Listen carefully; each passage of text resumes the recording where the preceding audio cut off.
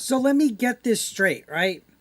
You work on a game for years, pour your heart into it, and when it finally launches to criticism, instead of reflecting on what went wrong, you go online and you start pointing fingers at the people who didn't like it. Ah, excuse-moi, s'il vous plaît. That's the energy we're getting from Dragon Age, the Veilguard's voice actress, Alex Wilton Regan. Is that her name? Alex? It's spelled weird, right? Honestly, this is not a good look, right? It seems like everybody involved with Dragon Age, whether you're an actress on it, a developer, a writer, they're attacking all of a sudden. Now that the game has officially flopped, they're attacking. Look, I get it. If you've been involved with a massive project and it doesn't land the way that you hoped, it stings. Like, push it, right? And nobody wants to see their hard work flop. But when the first thing that you do is run to social media and accuse everyone of not liking the game, of being some kind of villain or bigot, you're not helping. That's when you lose me and you lose everybody else, right? You're just proving how fragile and out of touch you are. You're out of touch. You're out of time.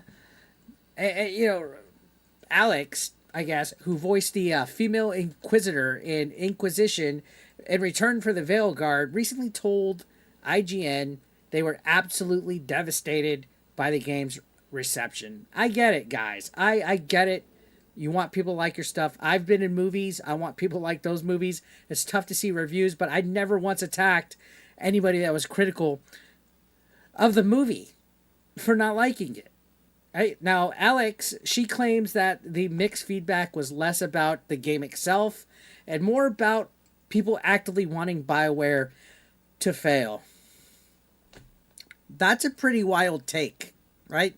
Why do all these weirdos, whether it's the movies, TV, or video games industry, why do they attack the consumer? We're allowed to criticize. We're allowed to vote with our wallets. We're allowed to say we don't like something. You're making stuff for us, all right? Here's the truth, and nothing but the truth. People didn't want Veilguard to fail, okay? They wanted it to be good. All I ever heard leading up to it was how great of a series Dragon Age was in the past. I had friends at the time that were so excited about it. They were looking forward to playing the game. Fans gave Dragon Age the Veilguard a shot because it was BioWare. Okay? This is a studio that built its legacy on groundbreaking RPGs like Mass Effect, KOTOR, Dragon Age, and others.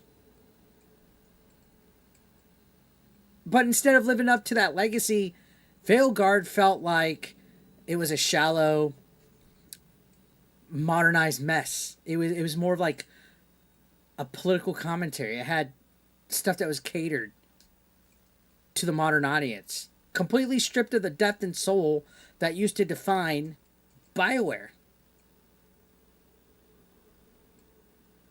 You had a fan base, a legacy, and everything that you did with Veilguard was opposite of that.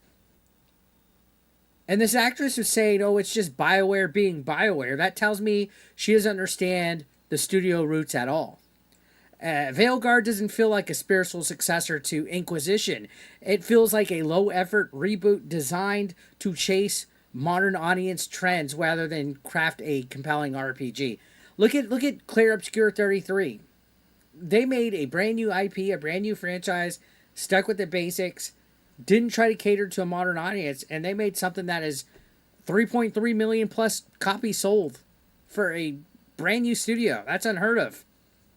Now, IGN, this article that we're looking at here, this is an IGN article, and because, of course, it's IGN, they try to downplay the backlash by framing it as review bombing, right? And focusing on the so-called woke elements. They brought up that players could choose a trans character or a non-binary companion and toggle top surgery scars. But here's the thing.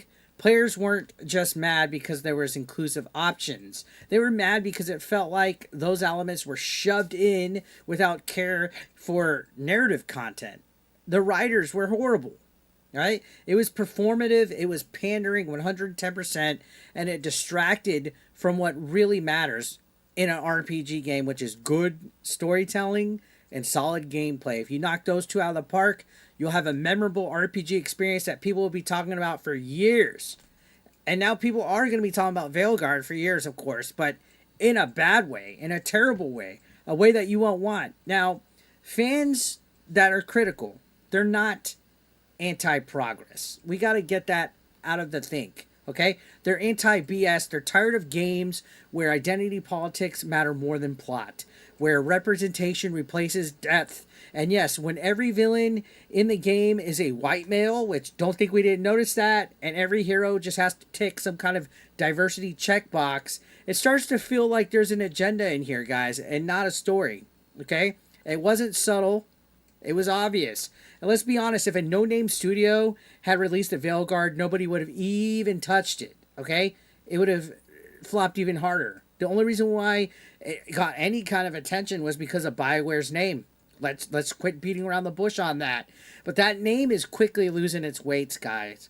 Just like Bungie, just like Ubisoft, it's losing its weight. Fans had hoped for another classic, but instead they got a game that looked like it was assembled in 2 years. Come on, let's be honest. Despite a decade-long development, it looked like garbage. These people had a decade to work on this game. A decade-long development cycle. How many games get that? And they also had a massive budget, which is more puzzling. Something definitely went very wrong here, and it's not the fault of the fans, even though they want you to think that. And the worst part, like I mentioned earlier, everyone involved is just going on this whole PR damage control attacking the fans tour. It's almost like they're dodging accountability. Instead of actually listening to valid criticism, they attack the fan base. There's developers, actors, media. They're all blaming the backlash on toxicity, bigotry, or some weird conspiracy to take BioWare down. Newsflash, guys, people are just sick of being sold half-baked, hollow games that lean more on ideologies than innovation. It's that easy to understand. So Alex's vocal political presence on social media didn't help the game either.